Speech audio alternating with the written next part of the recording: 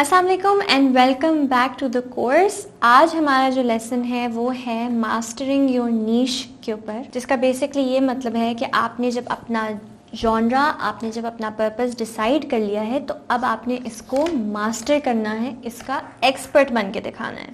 नीश का मतलब है कि आपकी कोई कैटेगरी या आपकी कोई पोजीशन या कोई एरिया, ठीक है, जो आपके लिए बहुत सूटेबल है, यानी आप जिस चीज़ के बारे में बात कर रहे हैं वो आपकी नीश होती है। अब इसको मास्टर करने का जो तरीका है ना वो है इनोवेशन। इनोवेशन मतलब कि उसको सबसे मुख्तलिफ रखना है, उसमें कोई नई चीज़ लेके आनी है जो शायद कोई और नहीं कर रहा, एक ऐसा स्टाइल उसमें लेके आना है जो कोई और नहीं कर रहा, जो आपकी अपनी पर्सनैलिटी से ही आएगा। जितना आपका डिफरेंट और इनोवेटिव और नई चीज़ होगी ना उतना बेहतर है, उसमें आप अपनी जगह बना सकते हैं कि भाई ये मेरी टेरिटरी है क्योंकि ये डिफरेंट है और ये नई है और ये मैं लेकर आई हूँ। तो बहुत सारी चीज़ें हैं जो बहुत सारे लोगों ने ऑलरेडी की हुई हैं, लेकिन आप किसी चीज़ की क्वीन या किंग तब बनते हैं जब आप कोई नई चीज़ लेके आएँ जो लोगों ने पहले कभी नहीं देखी। आपका पेज ऐसा क्या ऑफर करता है जो किसी और का पेज नहीं करता। फिर जब आपको समझ आ जाए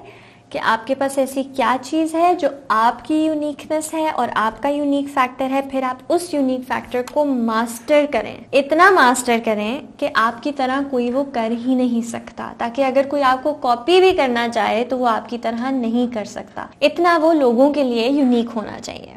वो यूनिकनेस आप कैसे निकालते हैं? आप एग्जीक्यूशन में ला सकते हैं कि आप अपनी वीडियोस को किसी डिफरेंट स्टाइल से बनाएं जिससे कोई भी नहीं बना रहा। आप अपने कंटेंट में ही ला सकते हैं। ज़रूरी नहीं है कि आपका कंटेंट डिफरेंट हो, यानी जिस चीज़ के बारे में आपका बात कर रहे हैं आप किसी ऐसी चीज़ के बारे में बात कर रहे हो सकते हैं जो बहुत लोग कर रहे हैं, for example food and cooking, लेकिन शायद आप जिस तरह अपनी फूड और कुकिंग वीडियोस बनाते हैं वो बहुत डिफरेंट और यूनिक स्टाइल हो, या आपका कंटेंट ही कम्प्लीटली डिफरेंट हो सकता है कि कोई भी नहीं है जो प्लांट केयर की बात कर रहा है तो आप उसके ऊपर अकाउंट बना सकते हैं, या कोई भी नहीं है जो हेल्थ में प्रॉपरली कुछ बना रहा है तो आप उसमें बना सकते हैं। आपने इनोवेट करने का तरीका ढूंढना ही ढूंढना है, क्योंकि तभी आप अपना कुछ नाम बना सकते हैं कि आपसे लोग इन्फ्लुएंस हों और वो कहें वाह ये ज़बरदस्त कंटेंट है। अब लेकिन एक चीज़ याद रखें कि आपने कभी भी इमीडिएट रिजल्ट्स एक्सपेक्ट नहीं करने। अपने काम के लिए नोटिस होना है, डिस्कवर होना है,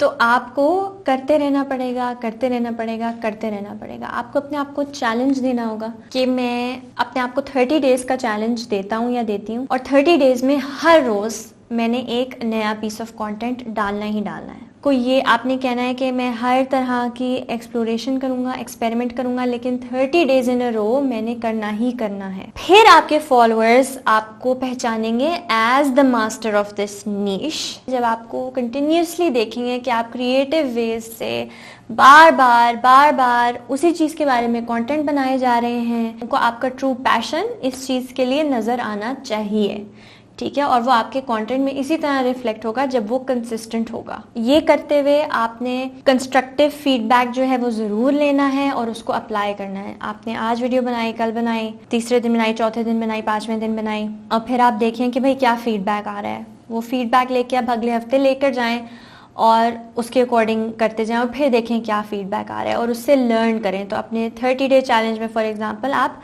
लर्न करें, फिर ये देखें ऑडियंस अप्रिशिएट क्या करती है, जो चीज़ वो अप्रिशिएट करती है उसको आप और ज़्यादा करें और उसी चीज़ को बेहतर से बेहतर करते जाएं। लेकिन आपने 30 डेज ज़रूर डेडिकेट करना है। जब 30 डेज हो जाएंगे तब आपने एक स्टेप कर लिया होगा। अब 30 डेज के बाद आपने इस अपने एक्सपेरिमेंटल फेज में से डिसाइड करना है कि हाँ इसमें से कौन सी ऐसी चीज़ थी जो वाकई मेरे लिए यूनिक थी, जो वाकई लोगों को बहुत पसंद आई, जिस पे सबसे ज़्यादा अच्छा फीडबैक मुझे मिला, और उसको फिर आपने पक्का करके आगे लेके जाना है। सिंपल सी बात है, ये बहुत मेहनत वाला काम है, ये बहुत डेडिकेशन वाला काम है जो आपको करना है। शुरू में समझने में अपने ही एरिया को और अपनी ही नीश को टाइम लगता है, इसलिए आपको ये 30 डेज लगाने ही लगाने होंगे। आई होप आपको समझ आ गई हो, और अब हम नेक्स्ट टाइम इंस्टाग्राम के बारे में ज़रा बात करेंगे एज अ प्लेटफॉर्म।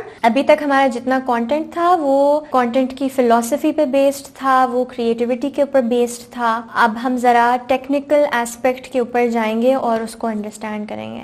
अल्लाह हाफिज़।